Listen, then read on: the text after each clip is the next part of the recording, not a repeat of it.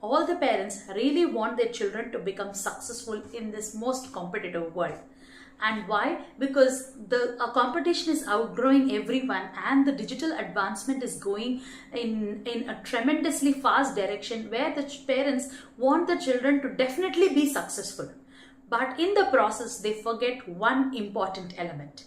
What is that? We will explore now once I get into this video. So today I'll be telling you about 5 important words or phrases which can help high possibility of success in your child's life. What are those? The first thing is, whenever you go out or when guests come to your home, you'd say, hey, see the child, he's eating. Okay, hey, see the child, he's sitting quietly in one place. My child never sits. It's very hard to manage. When you are going to take such judgments in front of others, explaining it to them with a very normal way, but actually you're comparing your child to another child where you say, I am not able to manage my child, whether it comes to eating or whether it comes to learning, whether it comes to sitting. So what here we are doing is, there is an unconscious comparison which I was telling you in the last video. Again, I'm pointing this out in this video, wherein which we cannot compare our children to any other any other children coming from outside, because every child is unique. Every child has his own strength. Every child has his own weakness. And your child who's throwing a tantrum, it's not about that he is weak. His way of expressing things to you, where if you understand, the tantrum will go less. That is the reason we keep doing workshop to get connected with your own child, and wherein which the tantrum level automatically comes down. So never compare your child in the version wherein which you admire another child at the cost of behavior of your own child. This is the first point. Second important comparison or unconscious comparison which happens inside the room is between the siblings. We see that the parents keep complaining to us that always the siblings hate each other, fight with each other constantly for no reason, and becomes a very stressful process throughout the day. Let me tell you one thing, whenever the siblings are there inside the home, the parents have this process of giving more attention to the younger child who's dependent, and giving less attention to the elder child who's independent. And always every elder in the family or inside that home asks the elder one, hey, he's small, why don't you give it to him? Oh, he's small, why don't you give it to him? Or whenever somebody, a mother or a father, is spending time with the elder one, the attention towards the elder one is not 100%. It is always directing towards the younger one, because they may hurt themselves or they may do something. So it becomes a problem for the elder one that they are not giving proper attention to me. They are not making me feel that I am important to them.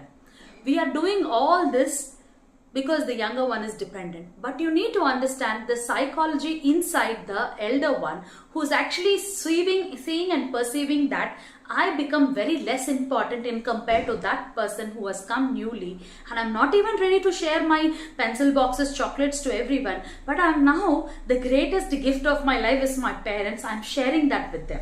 So this kind of feeling that they have inside, they're not able to express that. So they throw a lot of tantrum. They try to bring more attention from you so that you give the full attention. So never actually give too much attention to the younger one at the cost of the elder one, wherein which you say, hey, see your brother who's dependent, I have to give more attention. Give away this thing to your brother. He is very small. You're grown up. You should adjust yourself. All these points actually doesn't work. It should not be that way as well.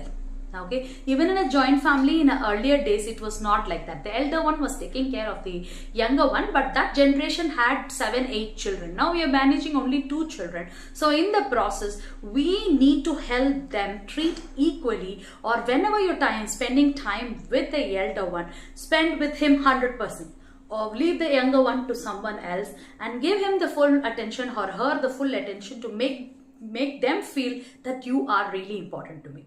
So this is about this second comparison between the siblings which keeps happening inside the house. Another important point is, often when a child does a mistakes or lost his pencil, or he is not keeping his things properly, or he is losing his items, we keep saying this, Can't you keep all these things properly? Can't you take care of your one pencil?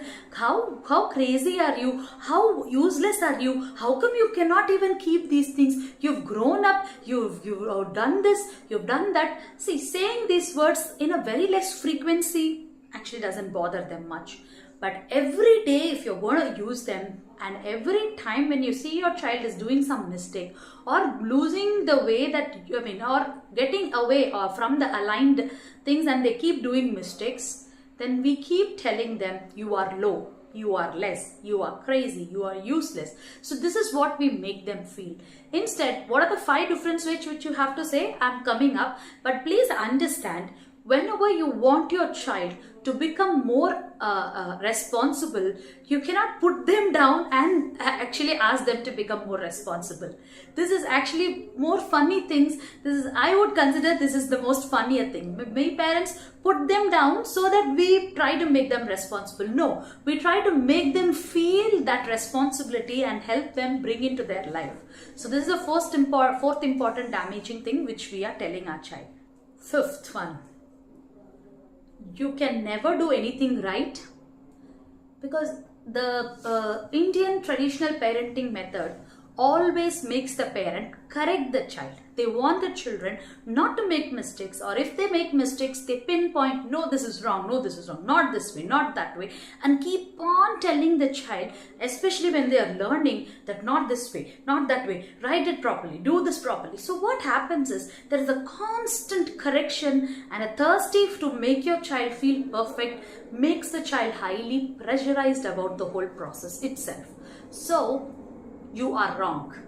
Whenever a child makes a mistake, when he is into the learning process, stop using that word. You have done it in a different way.